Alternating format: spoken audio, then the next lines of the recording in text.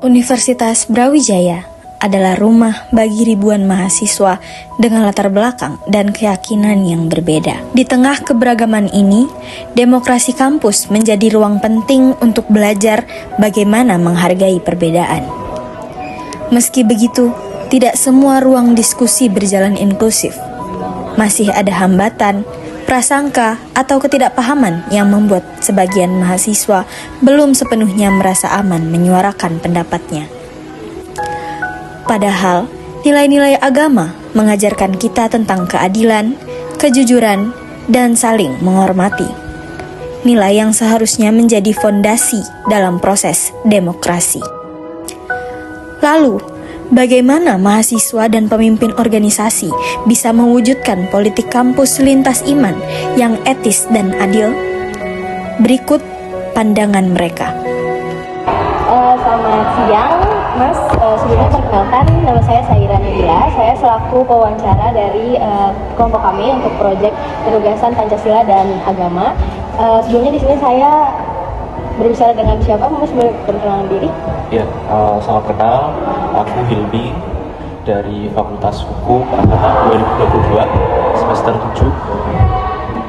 Menurut Mas Hilmi, apakah kehidupan demokrasi di kampus di Universitas Brawijaya ini tuh cukup inklusif bagi mahasiswa dari berbagai agama? Ya, yang pertama topik yang menarik ya terkait dengan politik dan demokrasi di kampus. Pada dasarnya prinsip inklusif itu akan selalu dan seharusnya memang seiring dengan demokrasi. Prinsip demokrasi salah satunya adalah inklusivitas, dan dari perspektif organisasi yang berbasis keagamaan ya, dalam background saya misalnya yang dalam background organisasi keagamaan, menarik ketika berbicara soal inklusif ya, dalam perspektif agama dan dalam ranah kajian demokrasi. Yang dimaksud dengan inklusif adalah seperti yang diperintahkan oleh agama, bahwa setiap manusia itu berbangsa-bangsa, bersuku-suku, ya, laki-laki, perempuan, dalam rangka untuk bisa saling mengenal dan dalam rangka untuk bisa saling memberikan rahmat.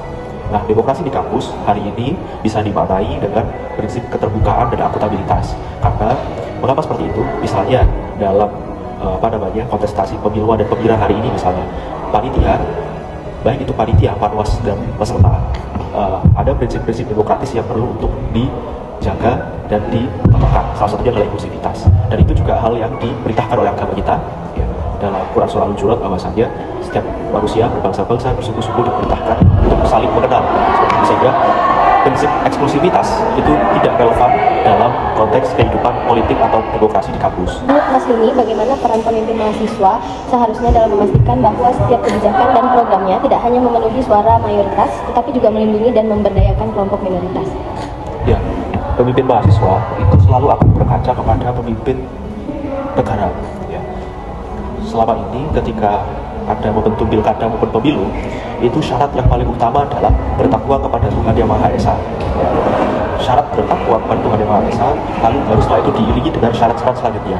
Tidak pernah melakukan tindak pidana berat, tidak pernah melakukan pelanggaran etik, lalu tidak sudah melakukan laporan kekayaan, yang tidak pernah melakukan korupsi dan lain sebagainya. Sehingga syarat bertakwa inilah yang menjadi syarat yang paling sakral dan paling atas. Ya.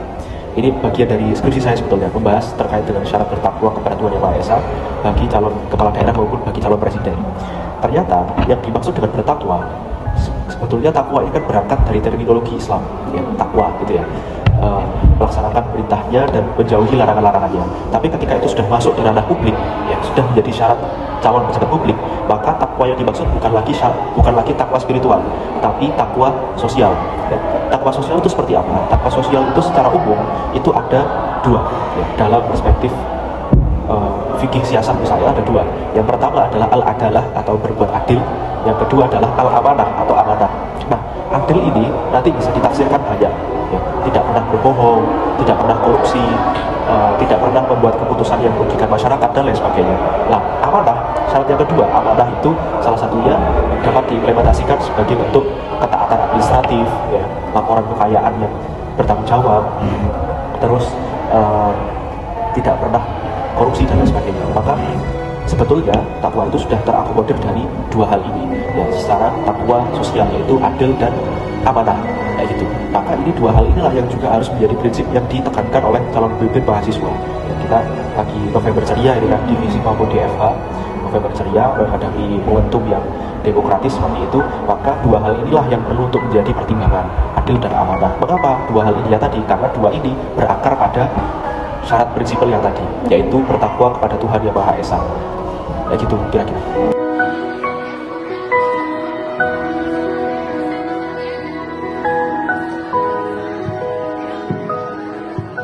Halo semuanya, kenalin nama aku Dominik Senipar. Aku dari Fakultas Perikanan dan Ilmu Kelautan Angkatan 2023 dan saat ini menjabat sebagai Menteri Luar Negeri Eksekutif Mahasiswa Universitas Brawijaya tahun 2025 dan juga sebagai kader GMNI FPIK UB. Menurut Kak Domi, apakah kehidupan demokrasi di UB ini udah cukup inklusif bagi mahasiswa dari berbagai agama?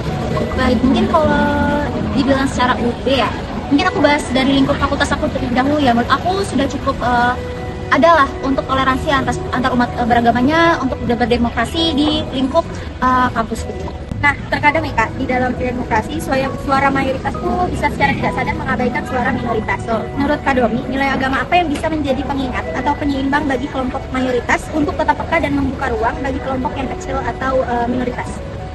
Oke, mungkin nilai agama apa ya?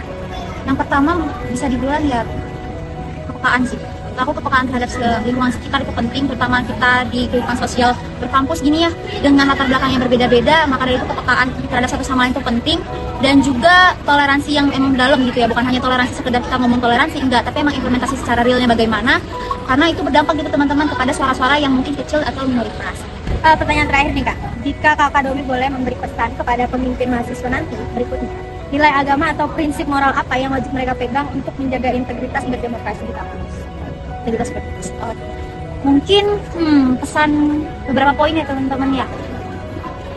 Mungkin karena aku juga berada dalam organisasi dengan latar belakang teman-teman yang berbeda, dari situ pengertian dan juga pengertian terhadap inilah kondisi satu sama lain itu sangat penting untuk pada akhirnya kita bisa bergerak bersama-sama memiliki tujuan yang sama dan akhir yang sama agar organisasi itu bisa berjalan dengan baik dan selaras gitu.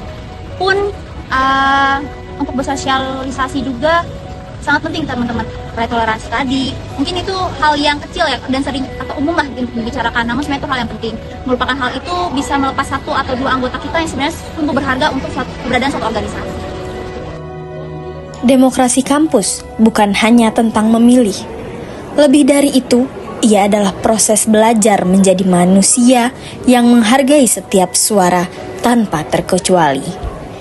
Inklusivitas bukan pilihan, tetapi kebutuhan.